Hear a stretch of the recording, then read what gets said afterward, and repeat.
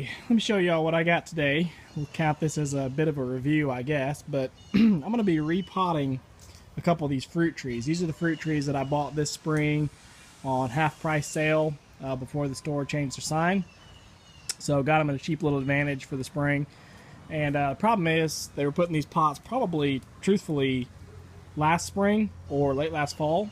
And this tree is way too big for this little pot. And this is a 4-gallon nominal.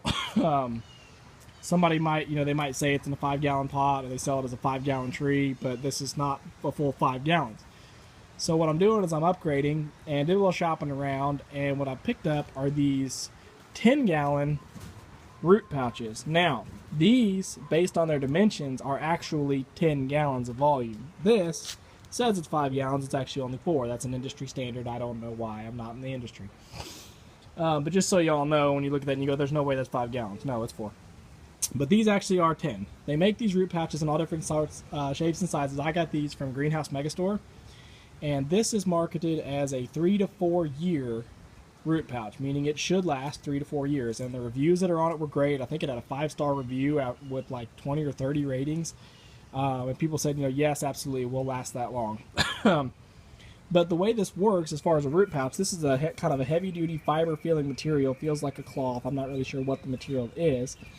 But I believe it is, to a certain extent, biodegradable. I'm just not sure how long that would take. I would not recommend planting a tree in this and just sticking the whole thing in the ground. I'd always cut it off. But the idea is that as the plant grows inside here, its roots grow out, and when the roots hit the inside wall, in something like a plastic pot, that root turns and goes sideways and starts wrapping around and around, and you get this root wrapping and circling roots issue. With a pot like this, the root hits, it gets stuck, and it senses air, and so then instead that root tip dies and backs up, and it spreads out and grows in different directions. So you get a really good fibrous, extensive root mass in the plant. So I'm excited about using these. I think they'll work great, and if nothing else, I should get at least another year of growing out of these trees, having them in pots, and hopefully that's enough time to get me a place to put them out at the farm. So we'll see how it goes.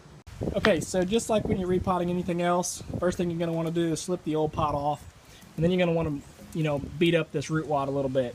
I'm actually impressed. This is not root bound nearly as bad as I thought it would be. You don't see any really shallow circling roots, and just give it a couple good thumps, and that'll help loosen up a lot of the roots. I'm not actually really ripping and tearing anything, just giving it a couple thumps. And give it a shake like that, and you'll see it fluffs up quite a bit. So the reason you're wanting to do that is just in case there was any sort of shallow or short root binding, you've got them broke off. So just roll it over, keep rolling around and around, thumping all the way around. And then I've got my pot, already got some dirt in here. I again got 2 hands, so I can't show you putting it in, but we're going to stand the tree up in here, fill it up the rest of the way, go put it in place, and water it in. See what I've got here? This is a good example of that circling root. So that first tree I did wasn't real bad. This is the second one. If I can even get it to roll over where you can see, the trees have been kept falling over, so the trees have actually started to bend. But anyway, here's the root sticking out, and you can see it was wrapping around the side about halfway around the pot, and I've had to break it loose and get it broke out. And then I'll make sure as I pot this up, and you can see other ones in here doing it too, as I pot this up in the root pouch, I'll try to flare those out and make sure they get spread out in the dirt so they can expand out the direction they're supposed to and not be circling and wrapping around.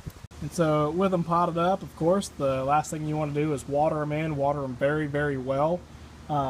Really, you want to water them before you do this transplant as well, because you want to make sure that the roots aren't dry and brittle. And of course you want to keep the trees watered anyway, but give them a decent watering before you pot up. Make sure they're not sopping soggy, but they are damp and pliable.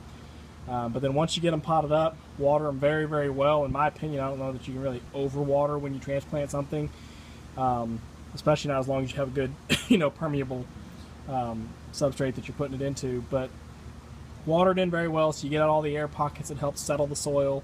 And like you can see, this pot's actually down a little bit, so I can probably put another shovel full of soil in there. I'm treating the move to these pots just like you would actually transplanting a plant. So, you can come up to the original soil line. You can come a little bit above that soil line if you want as you're potting them up.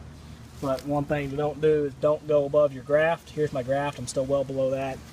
This one here, you can see there's the top of the old root ball, so I'm right at that. But I could probably put in another shovel full of dirt, and it probably will. But You can see that one, the fluid level is drinking down there. It's running down quick, so, and I don't see a lot of it really running out along the ground. There's some, but you know, most of it is soaking in because these were a little bit dry. You know, having to water every day or even twice a day if I can with these small pots. So putting them in bigger pots not only will let the roots grow, but it'll also let them have more dirt to hold more moisture. So hopefully there won't be as much risk of drying out. But I'm going to be putting them all over here in this kind of dead space in my yard. I don't use this. Here's my 2 pear trees.